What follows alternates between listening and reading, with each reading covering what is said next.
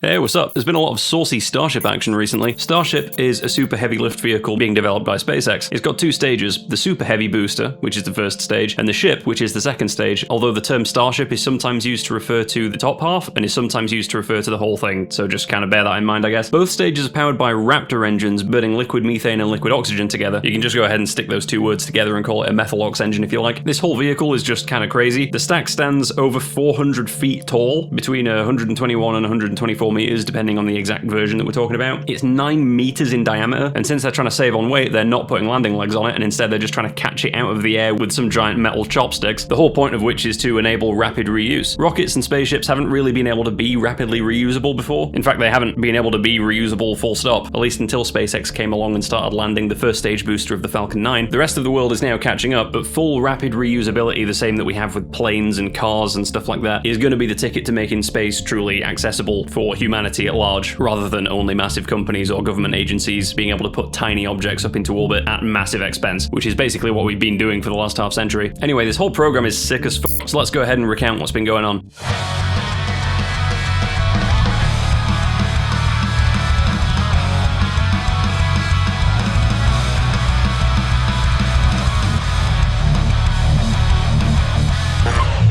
So Starship development has proceeded through iterative rapid flight testing. Basically, they build something, they fly it fucks up, they try and address the way in which it fucked up in the next one they build, and then they fly that one. Now, normally in aerospace, companies tend to do things the opposite way around. They do an exhaustive amount of simulation and qualification and stuff before the vehicle is actually flying, which makes sense because doing that is a lot cheaper than blowing up massive aerospace projects, but also doing that can make things take longer. If you're Elon Musk and you have the GDP of Switzerland, the main constraining factor is time rather than money, and also even if you do take longer to try and think of every conceivable scenario before you build your vehicle, you are still likely to encounter problems that you didn't anticipate at the simulation stage, so you're potentially going to have to do this iterative, build it, fly it, find a problem, fix it, fly it again, find another problem kind of cycle regardless, to a lesser degree, but it's not something you can completely eliminate. Anyway, there is no one right philosophy, but the way that SpaceX is doing it is just flying shit and blowing it the fuck up and then fixing it, which is pretty spectacular to watch, so I'm not complaining. At least around my neck of the woods, people tend to complain about SpaceX doing this because they have the impression that this is all just Elon Musk doing whatever he wants and that he can just get away with causing havoc and blowing stuff up because he's a billionaire/trillionaire, so no one holds him accountable, which I would push back against. There is no right or wrong philosophy with this, there are just different ways of doing it depending on what you're trying to optimize for. And secondly, listen, I definitely don't see eye to eye with all of Elon's political nonsense, but think about it this way. A guy with so much money that he borderline doesn't even know what to do with it is throwing that money at something that is overwhelmingly going to benefit humanity in the long run. You ever heard the term don't interrupt your enemy when they're making a mistake? Yeah, well, don't interrupt the trillionaire when they're throwing money at their autistic fixation. Anyway, let's actually talk about the vehicle. Starship has had 3 different blocks so far, like 3 different versions. You can call them V1, V2, and V3, and there have also been 3 different versions of the Raptor engines that go on this, which more or less correspond to the V1, 2, and 3 vehicles at large. V1 spanned flights 1 to 6, which were in 2023 and 2024. V2 were flights 7 through 11, which was January 2025 to October 2025, and now we're on V3. There have been a bunch of redesigned features between V1 and V3. The Raptor engines are now designed to run bare without a heat shield. The Raptor engines themselves are vastly more simple than they were before, because as they learn more and more accurately how they work, they can simplify all the extraneous sensors and things like that. Also, seen as the Raptors need to be able to turn on and off and on and off in rapid succession, having them be simple and sturdy is a good idea. The fins at the front of the ship have been moved, mostly to prevent them from heating up quite so much when Starship re-enters the atmosphere, and also whilst this entire vehicle has been designed to be entirely reusable, until V3 there was still this small ring section that separated the top and bottom stage from each other that would essentially just fall off and need to be rebuilt every time they flew a new one. This was never intended to be final, but in V3 that component has been replaced by this upper section of the booster that now returns to Earth with the booster when it lands. As for the Raptor engines, on top of there being V1, V2, and V3, there's also 2 different types. There's sea level and there's vacuum. The basic principle behind a rocket engine is the equal and opposite reaction you get by throwing a bunch of stuff out the backside of a rocket. The harder you can throw something in one direction, the more the equal and opposite force will push you in the other direction. But on top of the stuff getting expelled being very quick, you want as much as possible for that exhaust to be going in a straight line out the back. But if a rocket exhaust is coming out of the rocket nozzle at a lower pressure than the air pressure around it, the air is going to compress that exhaust into these kind of diamond shapes, which is non-optimal, right? You'd rather have all of it going out completely parallel, moving in a completely straight line out the back. Alternatively, if the exhaust is at a higher pressure than either ambient air pressure or maybe you're in space, then the tendency will be for that exhaust to expand. So instead of going straight, it'll go outwards. Now you can optimize the geometry of a rocket thruster for a specific atmospheric pressure to make sure that it's perfect under those conditions, but a rocket travels up through the atmosphere atmosphere, so it's going to encounter a range of different pressures. So the way that Starship tackles this is that there are sea level Raptors, which are not really optimized for sea level. They're more optimized for as much of the journey as possible that is spent getting to space and using those engines. These are the engines that you can see on the bottom of the booster section. And then on the Starship section, there's a mix of sea level and vacuum Raptors. The vacuum ones are the ones with much bigger rocket nozzles on them. The Starship needs to use all of these to accelerate into space, but it only uses the central sea level ones in order to land back on the Earth again. And it'll only need to use the vacuum ones in order to accelerate once it's already in space. Also, on both the booster and the Starship itself, it's just the central ring of engines that can move. So these are the ones that can sort of gimbal from side to side to allow the direction of travel to be controlled. Although there are also control surfaces. The booster has these grid fins that can turn to direct exactly where it's going as it falls back through the atmosphere, and the Starship has those fins on it, which it uses to kind of belly flop through the atmosphere in a controlled way. In both of these instances, much like with the Falcon 9, since so much of the fuel has been used up in getting a spaceship into space in the first place, there's very little margin for error for actually landing it again. So when the booster or the Starship is coming down to try and land, it free falls as long as it possibly can, and then turns the engines on very hard at more or less the last possible moment. There's a little bit of leeway, but like almost nothing. The most efficient way to do this is to just go full thrust all at once right at the end and land, and then completely deactivate the engines right as it hits the floor at 0 velocity. Right, that's very, very, very fuel efficient, but that's also the riskiest way you could possibly do it. But if you come in really slowly, feathering your engines on and off all the way down, you might run out of fuel before you can land properly. Well, either that or you just need to make a much bigger rocket for that approach to work, which is then much more expensive to do the same thing. So Starship is going as close as possible to this kind of suicide burn approach. That's just the nature of how this spacecraft needs to work, really. Anyway, let's talk about the flight test timeline. Sorry to interrupt, this is just a quick message to say, statistically speaking, you're probably not subscribed, so I'll make you a deal. Press the subscribe button and I won't come over to your house and do this. Thank you.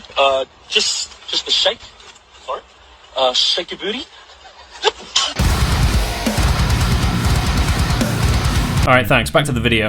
Flight 1 was April 20th, 2023. This was hilarious because they hadn't constructed any kind of water deluge system. They were literally just pointing the booster at the concrete, so when it set off, it just drilled a hole in the floor. There were huge chunks of concrete flying out and landed on people's cars and shit. It was fucking hilarious. 3 engines just didn't work, probably because the concrete smashed into them. So the whole thing set off really slowly because it didn't have all the functioning engines that ideally it would have. But fair's fair though, it got up to the point where the Starship should have separated, but it failed to do so, and then also the flight termination system didn't work properly, so this dead vehicle was just spinning through the air for 40 seconds, and then eventually, thankfully, did explode. But yeah, all things considered, not ideal. Although, well, actually, saying that, the test was still considered a success because literally all they wanted to accomplish in this first flight was to have the rocket turn its engines on and clear the pad. The bar for success was literally just do not blow up all the ground infrastructure. The FAA grounded Starship and identified, I think, 63 different corrective actions, including, obviously, constructing the water deluge system. Flight 2 was November 18th, 2023. This was an improvement. All 33 booster engines fired at liftoff, and hot staging actually worked. Now, the booster was lost shortly after separation during its boost back burn. The ship itself actually reached space, but it was lost near the end of its ascent burn because the automated flight termination system triggered. Flight 3 was March 14th, 2024. This one was a partial success. It achieved a full duration second stage burn and was the first to actually reach a suborbital trajectory. In other words, I mean, it could have reached orbit if they'd have just given it a few extra meters per second worth of velocity. They on purpose haven't been doing that so that if the Raptor engines fail to reignite, at least the whole thing is going to land anyway, somewhere vaguely where they planned initially, rather than just deorbiting in some vague location somewhere on the planet. So that's just a safety measure. But yeah, it was the first flight to actually demonstrate the ascent profile working as intended. Both stages were lost on descent though. The booster failed over the Gulf and the ship broke up during re-entry. Flight 4 was June 6th, 2024. This was the first controlled splashdown of both the booster and the ship as well. I remember watching this as well because this was the first survival of the ship through re-entry, and it was insane to watch because there was visible heat shield damage. Like, you could actually see on the camera as it was descending there being a hole burned through the flaps on the ship. Reminds me of Qui-Gon Jinn trying to burn a hole through a door with his lightsaber in The Phantom Menace. This is why they redesigned the flaps. I think by this point they already knew that that was potentially going to be a bit of a sore spot. Flight 5 was the 13th of October 2024. This one was insane as well. This was the first ever catch of a super heavy booster by the launch tower's quote-unquote chopsticks. The ship also completed re-entry and had an on-target splashdown in the Indian Ocean. Propulsion. Flight 6, November 19th, 2024, partial success. The booster diverted to a controlled Gulf splashdown rather than a tower catch. It was called off due to a launch pad sensor issue. The ship itself successfully re-entered and splashed down in the Indian Ocean. This was notable as the first flight to reignite the Raptor engines in space, just to give a brief demo showing that it's possible for them to do. Flight 7 was the first Block 2 flight, and it was a failure, which would set a bit of a trend for Block 2. This one suffered a propellant leak and fire in its aft section approximately 9 minutes into the flight, leading to a loss of the vehicle and a huge debris shower, which triggered an FAA mishap investigation. The booster was successfully caught though. Flight 8, March 6th, 2025. They managed to catch the booster again, but the ship was lost about 8 minutes into the flight and created a big mess in a similar manner to Flight 7. Flight 9 was May 27th, 2025. Another failure, with some progress. Ship 25 became the first Block 2 ship to actually reach its planned orbital velocity, and it attempted the objectives originally planned for Flights 7 and 8, which was a Starlink simulator deployment. However, this one did begin spinning out of control about 30 minutes in and broke up instead of doing a controlled re-entry. The booster in this case was the first reused one, and it was deliberately flown in off-nominal test conditions. They were basically just trying to see what would happen if a booster re-entered with a high angle of attack, so they weren't really that bothered about losing this one. So it was destroyed during its landing burn over the Gulf, but that was kind of to be expected in this instance. Flight 10 was the 26th of August 2025, the first fully successful Block 2 flight. Finally, this ship reached its planned trajectory, deployed some Starlink simulators, and survived re-entry, landing only a few meters from its target location. Flight 11 was October the 13th, 2025, which was a success. This closed out the Block 2 era on a high note, before finally transitioning to the Block 3 version of Starship. Starship didn't actually fly for 7 months, which was the longest gap in the program's history. One of the boosters, the first V3 booster, was destroyed during a ground testing anomaly in November 2025, which set back the timeline a little bit. When Flight 12 actually happened, it was May 22nd, 2026, which was kind of mixed. The new pad's flame trench and water deluge system was seen in action. There was one Raptor 3 engine that shut down on the way up, and when the vehicle staged, one of the vacuum engines didn't work. The booster attempted its boost back burn, but 5 of its sea-level engines then failed to perform properly, and the booster suffered a very hard, uncontrolled splashdown in the Gulf rather than the planned soft water landing. The ship's planned soft water landing went perfectly fine, because that was what was meant to happen. Finally, on July 24th, 2026, we got Flight 13, which, as of me recording this at the beginning of August, is the most recent one. This one, again, was largely a success, at least with respect to the Starship itself. With regards to the booster, some of its engines just didn't relight, causing it to impact the ocean, so, you know.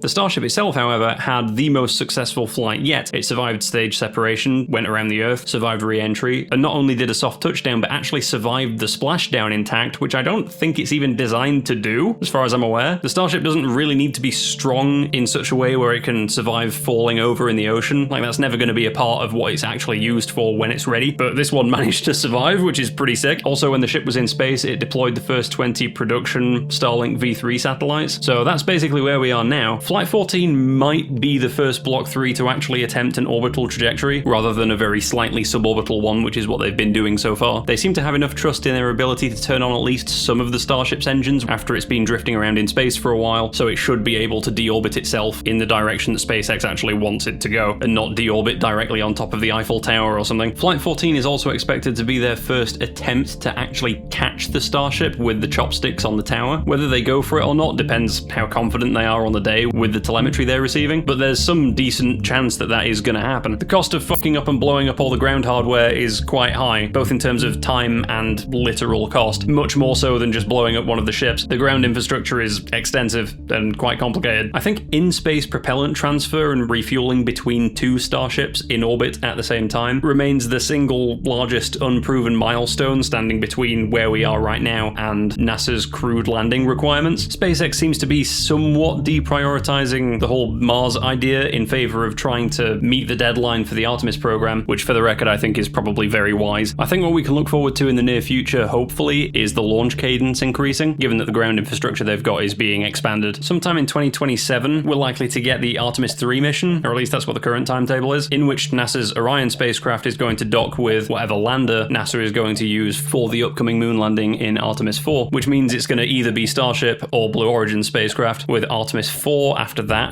being designated as the actual first crewed landing. That's currently meant to happen in 2028, but things are quite likely to get pushed, so we'll just see what happens. So the big things needed at this point are being able to catch both the booster and the upper stage of Starship and demonstrate in-flight refueling. I guess we'll have to see if those things happen, and in the meantime I'm going to go ahead and thank my elite level supporters: Thunderbolt 22A10, who has a Kardashev 1 ant colony to power their phone charger; Nomad Gronk, who hooked up his VCR to his microwave to fast forward his TV dinner; Andrew Mall, who eats bags of chips, not the chips, just the bags; JB Jaron, who professionally occasionally tests rectal thermometers, JDK, who figured out how to travel through time, Mutantious Doom, who only does the opposite of what his GPS tells him to do, yet still arrives at his destination early, Nikki Telluri, who is a von Neumann probe who came to Earth to take a smoke break but has been here for 40 years because of his fixation on bees, Aaron Rowe, who replaced their heart with a carburetor, Bonk Chunk, who is currently harvesting the energy of a primordial black hole 1,254.7 light years away, that one boy, who has a shoe in his rock, Trenton Caldwell, who's able to uneat food, Jimbo Quiz, who drinks dihydrogen monoxide for the thrill, Draco91, whose lungs are so strong he accidentally inhaled a group of tourists at Balmoral Castle twice, Enoch Trismegistus, who knows exactly how many bones are in any room he enters, human or otherwise, Autumn, who builds Dyson spheres for fun, Selena Stopic, who discovered the meaning of life and subsequently forgot it, and thanks to all my other supporters too. Don't forget to join the Patreon or the channel membership if you want to be featured in my video credits or chat on the Discord, and as always, I'll catch you in the next one. Over and out.